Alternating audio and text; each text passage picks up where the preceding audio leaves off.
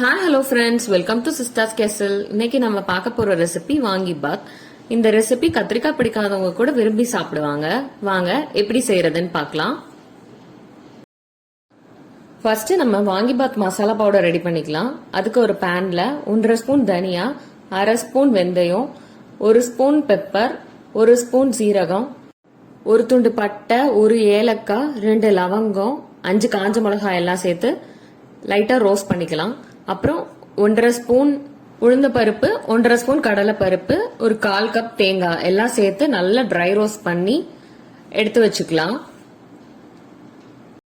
சூடு ஆறுனதும் நல்லா fine பவுடரா grind பண்ணி எடுத்து வச்சுக்கலாம். இப்போ ஒரு பேன்ல ஆயில் சேர்த்துட்டு 1 ஸ்பூன் கடுகு, 1 ஸ்பூன் உளுந்த பருப்பு, 1 ஸ்பூன் கடலை பருப்பு போட்டு ரோஸ்ட் பண்ணிட்டு இப்போ இதுல கொஞ்சமா வேர்க்கடலை சேர்த்துக்கலாம். ஒரு ஆனியனை நல்லா ஸ்லைஸா கட் பண்ணி சேர்த்துக்கலாம். நல்லா பிரவுன் ஆகுற வரைக்கும் வதக்கிட்டு கொஞ்சமா கருவேப்பிலை அதுல சேர்த்துக்கலாம். இப்ப இதுல நம்ம கட் பண்ணி வச்சிருக்க கத்திரிக்காவை சேர்த்து நல்லா ஃப்ரை பண்ணிக்கலாம். தேவையான அளவு உப்பு சேர்த்துக்கோங்க.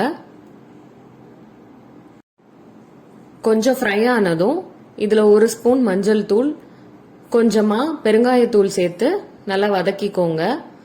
அப்புறம் இந்த கத்திரிக்காய் வேகிற அளவுக்கு கொஞ்சமா புளித்தண்ணி ஆட் பண்ணி நல்லா மூடி வச்சு வேக விடுங்க.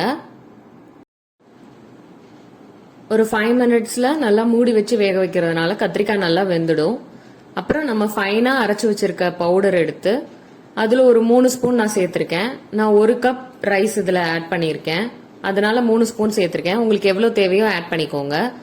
நல்லா கலந்து விடுங்க. இப்ப சாதத்துக்கு தேவையான அளவு சால்ட் ஆட் பண்ணி நல்லா கிளறி விட்டுக்கலாம். மசாலா சேர்த்துட்டு ஒரு 2 மினிட்ஸ் மூடி வச்சு எடுத்தீங்கன்னா அந்த ரா ஸ்மெல்லாம் நல்லா போயிடும். இப்போ நம்ம குக் பண்ணி ஆற வச்ச சாதத்தை எடுத்து இதுல நல்லா கலந்து எடுத்தோம்னா வாங்கி பாத் ரெடி. கத்திரிக்காய் பிடிக்காதவங்களுக்கு கூட இது ரொம்ப பிடிக்கும். கண்டிப்பா செஞ்சு பாருங்க. ஈஸியான ரெசிபி. இந்த மாதிரி ரெசிபிஸ்க்கு நம்ம சேனலை சப்ஸ்கிரைப் பண்ணிட்டு பாருங்க. தேங்க்ஸ் ஃபார் வாட்சிங்.